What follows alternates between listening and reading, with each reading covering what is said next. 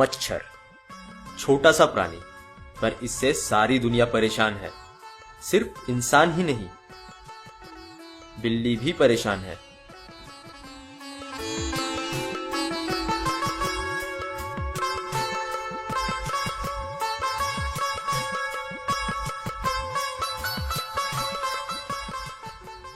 जंगल का राजा भी।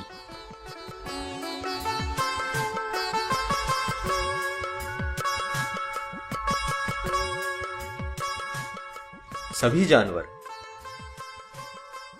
पक्षी, कछुए, मेंढक, सांप आदि भी मच्छरों से नहीं बच पाते। दरअसल नर हो या मादा, सभी मच्छरों का आहार है फूल पत्तियों का रस। खून मच्छरों का आहार नहीं है। नर के डंक में तो खून चूसने की व्यवस्था ही नहीं रहती। सिर्फ मादा मच्छर ही खून पीती है। प्राणियों के खून में ऐसे प्रोटीन्स रहते हैं जो मादा के पेट में पल रहे अंडों के लिए आवश्यक है। नर और मादा मच्छर आमतौर पर हवा में ही समागम करते हैं। एक बार के समागम में ही मादा के पेट के सारे अंडे निषेचित यानी फर्टिलाइज हो जाते हैं। अब इन अंडों के लिए मादा को किसी का खून चूसना होगा। वो खून की तलाश में निकल पड़ती है।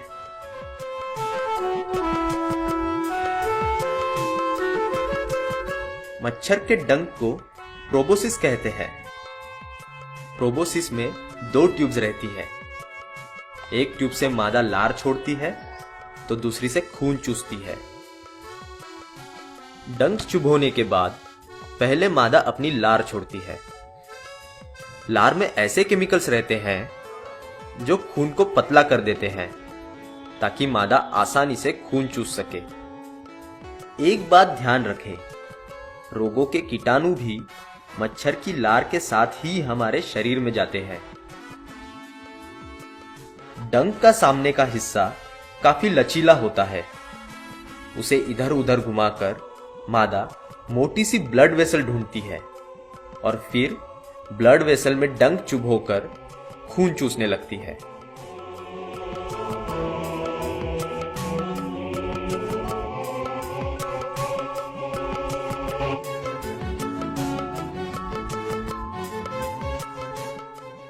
मच्छर की लार में ऐसे केमिकल्स भी रहते हैं जो आसपास के हिस्से को कुछ क्षणों के लिए सुन्न कर देते हैं।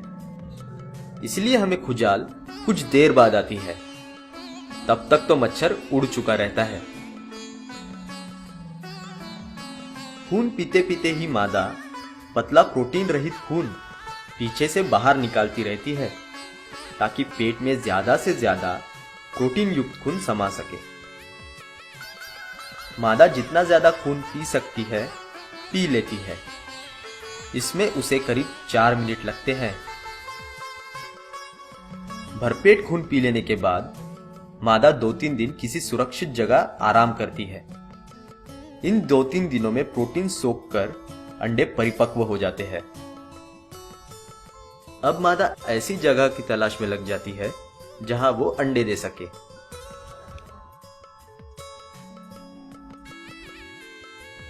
उसे ऐसी जगह ढूंढनी होगी जहां रुका हुआ पानी हो।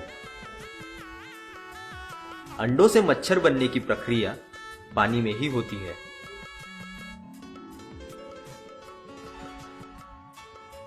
मादा पानी की सतह पर बैठ जाती है और अंडे देने लगती है। कई प्रजातियां अलग अलग अंडे देती है तो कई बड़ी खूबसूरती से जमा जमा कर। मादा एक समय में 200-300 अंडे देती है। अपने पूरे जीवन काल में एक मादा 7-8 दफा अंडे देती है।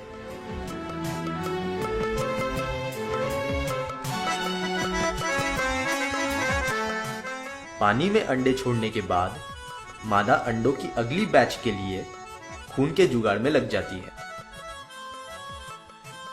और इधर कुछ समय में अंडे काले पड़ जाते हैं। अंडों में लार्वा बनते हैं और करीब 24 घंटे में बाहर आ जाते हैं।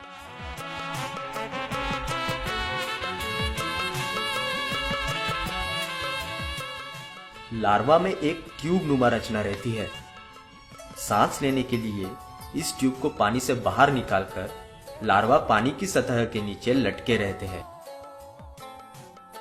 कुछ प्रजातियां आड़ी लटकती है तो कुछ खड़ी।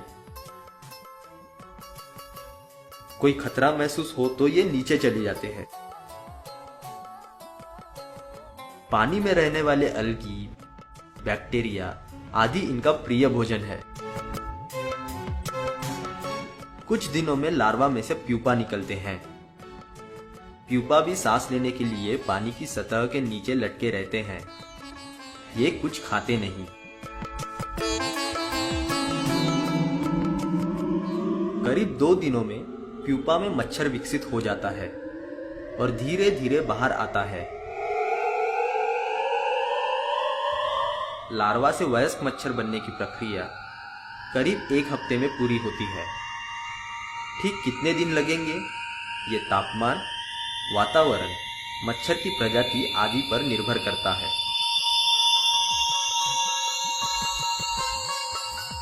बाहर आते ही यह वयस्क मच्छर सबसे पहले पानी की सतह पर बैठकर अपना शरीर सुखाता है और फिर निकल पड़ता है नई जीवन यात्रा पर।